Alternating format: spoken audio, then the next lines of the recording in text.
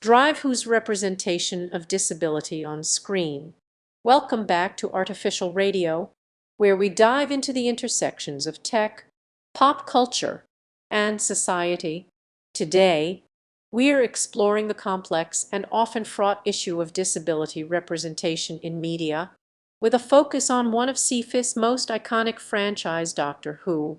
From its early days, Doctor Who has long been a show that prides itself on promoting diversity and inclusivity.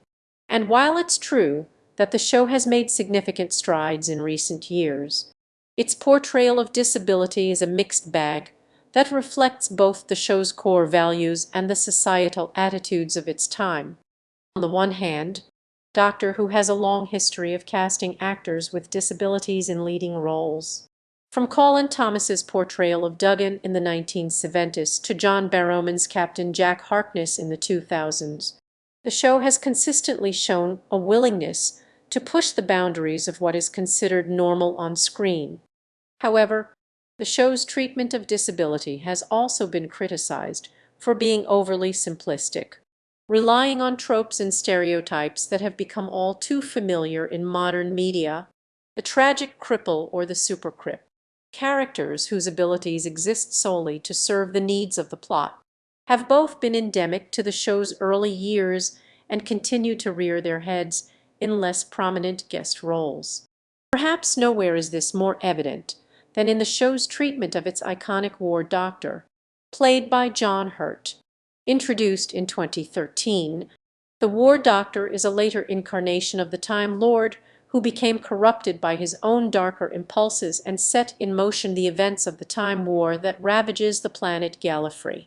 Hurt's character is widely regarded as one of the show's most nuanced and compelling villains, but his disability has also often been read as a direct result of his actions, reinforcing the tiresome trope of the broken disabled character.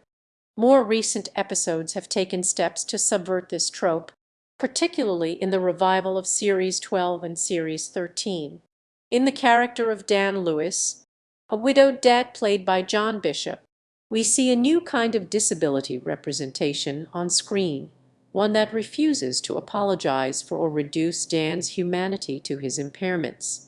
As Dan struggles to balance his duties as a father and husband with the very real and mundane needs of caring for himself and others, the show shines a light on the realities of life. Rather than offering a platonic or inspirational take on disability, the show leans into the complexities, nuances, and anxieties that so many of us experience every day. It's refreshing to see Doctor Who taking a more thoughtful and compassionate approach to its portrayal of disability, refusing to default to the tired tropes and stereotypes that have become so pervasive in media. As a side note, it's worth noting that there's also the companion character Rose Tyler, another iconic character played by Billie Piper, who struggles with post-traumatic stress disorder along her adventures. Representation matters, but how we represent disability on screen is matter of value, and can be said to be of value depending on how close or far from reality it may be. And a closer look at and critical thinking of disability representation will help push the envelope on a long overlooked and pushed aside representation that it could have been. It could have been the spark for change in the understanding and acceptance of disability by the masses.